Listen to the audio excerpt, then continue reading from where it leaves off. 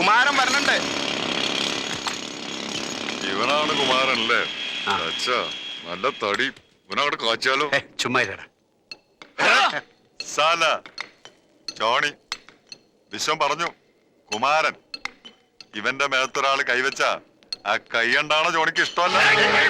വേണ്ട കുമാരട്ടാ, ചുമ്മാ ഇരിക്കേ. കുമാരട്ട വാ വരാൻ. അതെ, അന്ന് നമ്മൾ തമ്മി തല്ലിയതിന് ഒരു കാര്യവും കാരണമൊക്കെ ഉണ്ടായിരുന്നു.